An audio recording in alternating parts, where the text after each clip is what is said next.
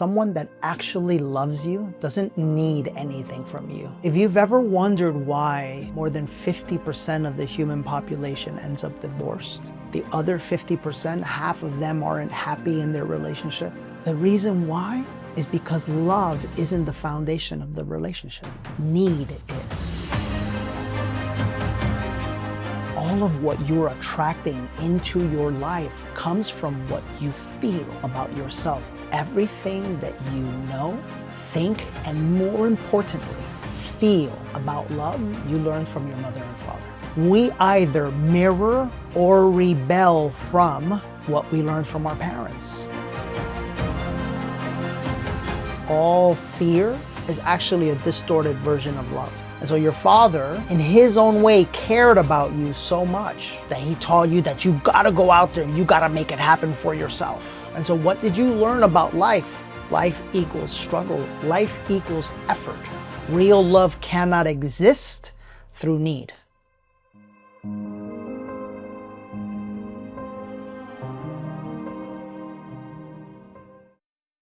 People have walked out of this 3-day experience saying that it felt like a plant medicine ceremony without taking a single thing. They've called it life-changing, unreal, the most powerful weekend of their entire life. It's called Awaken Your Highest Self. And for the last 3 years, it's helped thousands of people finally deal with what they've been carrying for decades. The anxiety that they hide, the anger they never speak about, the constant feeling like something's off, but they don't know what. And this isn't about motivation. It's about finally feeling free in your body, your mind, your heart and soul, your life. So you can actually live as the version of yourself you were always meant to live as. And now we're doing it again, live, in person, one last time this year. Space is extremely limited. And once we fill the room, that's it. So if you felt stuck, but you know there's more waiting for you, go to DannyMorel.com/awaken right now or click the link in the show notes to register today. Real love doesn't need anything from you. If you have ever desired to be in real love in your partnership, in your relationship, this episode is for you. Last week, as always, in our Instagram stories, we gave you the opportunity to choose from 3 of our top performing videos so that we could take deeper here on the show. And this is the one that you chose. Someone that loves you doesn't need anything from you because they have everything that they need within themselves. And that very reason is the thing that allows them to love you in the first place. Most people don't know how to love and how to receive love because they're so busy trying to get and trying to grab and needing something from you. And that's why humanity is where it's at, because it doesn't know how to simply be within themselves and allow others to be within themselves without needing anything. And so I want to talk to you about the premise of the video. It says someone that actually loves you doesn't need anything from you. And for the most part, most people understood this. I thought this would be a great opportunity for us to take this a little bit deeper and to go into the energetics and the psychology and the thought process of what causes real love to not be able to show up. I'm also going to take you deeper than many of you might have anticipated, because I'm going to show you where love gets distorted and how it may be distorted for you and your partner, or how it may have been distorted for you in the past. But I want you to know that the goal, as always in our work, whether you come to any one of our events or participate in a podcast, is just to help you get closer to love. Because when you return to love, you return to the truth of who you are. And when you return to the truth of who you are, you can have whatever you want to have in life. So let's start with the basics. Everything, and if you're taking notes, I want you to actually take notes on this one. And I want you to write this down. Everything that you know, think, and more importantly, feel about love, you learn from your mother and father. Write that down. And the reason why, actually, I want to ask you, why do you think I said more importantly, feel? Because when we live in this world, we live in a world of the mind. We live in a world of thinking, right? The supernatural, the divine, And all of what you're attracting into your life comes from what you feel, what you deeply feel about yourself. Here's the kicker. That is deeply connected to what happened in your life in the first 7 years of your life. Because you see, when you were a little boy or a little girl, you learned everything that there is to learn about love. You learned it in the way that your parents were with each other. You learned it every time they argued with each other or didn't argue with each other. You learned it in how they felt stress or didn't feel stress. You learned it in how they breathe. You learned it in how they walked. You learned it in how they interacted. You learned it in how they interacted with each other, with other human beings, and then with yourself. And that interaction with you could have been very, very small. It could have just been the way they looked at you.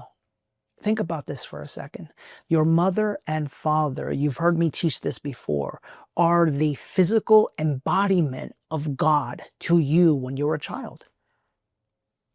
The physical manifestation, your father, of the masculine energy of God. Your mother, the physical manifestation of the feminine energy of God. Because when you're a child, when you're 2 or 1 or 2 or 3 years old, religion still hasn't been introduced to you. All you know is about life. Think about this. Is you, mom, and dad. That's it. And that's where things start to get like kind of distorted a little bit. Because I'm going to give you a couple of different examples. And just so you know, in my work, I don't have notes. This is just me and a camera. I'm just sharing with you what comes to me. But let's pause for a second and let's pretend just for a moment that you had a mother, if the mother is love, and you had a mother that needed you to be perfect, that needed you to look a certain way, that needed you to behave a certain way, that needed you to act a certain way, that needed you to look the part of the perfect little girl. Talk to me for a second. Feel into that. If that's what your mother showed you about life, what did you unconsciously and energetically download into your energy field about what love equals? Love equals perfection. Yeah. And when we talk about what I said in the video, that real love doesn't need anything from you, what did your mom need from you in this example? This is just one of thousands of examples. What did she unconsciously need from you? Well, she needed to get life from you. She needed joy from you. She needed acknowledgement from others. She lived vicariously through you.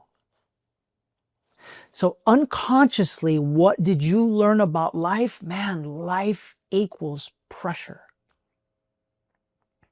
I've got to be perfect and life is hard. There's a lot of pressure on me. And how does that show up in your physical relationships? We either mirror or rebel from what we learned from our parents. In this case, most of the people that I work with closely in the collective, inner circle, and one-on-one, most of the women that I help attract real love, the first thing they've got to do is work through all of that need that on an energetic basis their mother needed from them. Because real love doesn't need. As a matter of fact, feel into that for a second. Feel into what real love feels like. It feels like nothing and everything. When you actually love someone, what do you want from them? What do you need from them? Let me tell you the answer. Nothing. You can see why so many of our women today are so preoccupied with the way that they look. There's wounded energy in there. You can never find real love if you lead with the body. Because in this case, when you lead with the body, when I look through your social media, when someone looks through your social media profile and it's all images of your body, it's practically impossible to find real love like that. Why? Because you are unconsciously telling the universe, value me for how I am on the outside. And anyone that sends that message is also sending another message without needing to say a single word. I either don't know who I am or I'm deeply afraid to be the real me. So please love me for my breasts. Please love me for my lips. Please love me for my tan or my butt. Well, what kind of a man are you going to attract like that?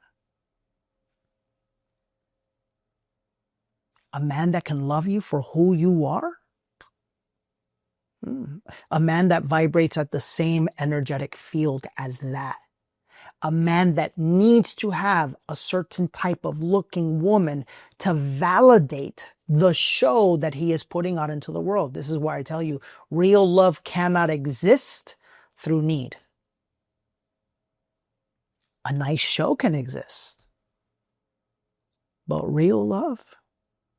Why do you think so many of the celebrities that you look up to, who you think have it all, they've got the money, they look a certain way, they keep changing themselves. Why do you think they don't find real love? I'll tell you why. Because real love can't exist in the superficial. Real love can't exist in the physical, in the outside. Real love can exist in the wounding. And the only kind of human being that needs to look a certain way in order for you to validate, accept, and love them is someone with deep emotional wounds within. That's why you see some of the people that you look up to, that you think have it all figured out, but they can't really find real love. And let me tell you something right now that no one has ever told you. They never will until they heal the wounding within. And until they let go of the part of them that thinks that love is on the outside versus inside here, versus inside who they really are. How about a man? How about the father? What if you had a father that was disconnected from his heart and was constantly working and constantly grinding and showed you that life was that? What did he need from you? See, this is the other thing, by the way, is that all fear is actually a distorted version of love. Because all is one. And so your father, in his own way, cared about you so much that he taught you that you gotta go out there and you gotta make it happen for yourself. And so what did you learn about life? Life equals not resting. Life equals struggle. Life equals effort. So what kind of a partner will you now attract? I'll tell you right now, if you're a woman and that's what you learn, it's going to be very hard for you to attract a man that's in the fullness of his masculine. Why? Because for a man to be in the fullness of his masculine, you as the woman must step into the fullness of your feminine. That means you actually have to surrender all of that effort. I didn't say you can't make money. I didn't say you can't be wildly successful. The energy in which you become it must change. And this is why real love doesn't need anything. Let's take it a step further, however. If that's what you learned about love from your mother and father, what do you think you learned about love from God and religion? That God needs something from you. You learned that God needs you to believe in Him. You learned that God needs you to follow a certain set of rules. You learned that God needs you to believe. You learned that God needs you to tithe. You learned that God needs all of these things from you. And if you ever don't do these things, well, then someday you might go to hell. Think about how deep this is. And I know for some of you, listen, I'm just telling you what I've had the fortune of having access to, being able to see, witness, feel, experience in my own life. So I know that for some of you, that last part probably just angered you. It's the same way a child would be angered if you told them there wasn't Santa Claus. And so my goal is not to anger you. For he or she that has an open heart and an open mind and is willing to seek the truth, those words I just shared might compel you to maybe look at things a little bit differently. Anyhow, if God, think about this, if God needs something from you, what kind of relationship you think you're going to attract? One where there's a need. You might need to feel someone there. You might need to look at someone's phone. You might need to feel jealous. You might need to control the other person. Control them financially, control them sexually, control them emotionally, control them mentally. Hell, you might be so afraid of being your real self. You might have all this time, your entire life, been unconsciously manipulating those that you say that you love. Why?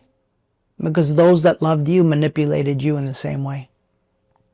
See, if you've ever wondered why more than 50% of the human population ends up divorced, if you've ever wondered why the other 50%, half of them aren't happy in their relationship, if you've ever wondered why you look at people in relationship and they don't actually look happy or in love, they look like they're just hanging in there for the moment that someone cheats on someone, the reason why is because love isn't the foundation of the relationship. Need is. You may need to have a partner because you don't want to be alone. You may need to have a partner because you don't want to sin. You may need to have a partner because it's the next thing that society tells you that you have to do. Whatever it is, that's a need. And when you enter a relationship from a need, get ready because eventually that need will be exposed. And that's where all this entanglement starts from, because real love doesn't need anything from you. If you're a parent, you know. Emotionally healthy, spiritually connected, at peace parent, you know. What would you need from your child? You don't need anything from them.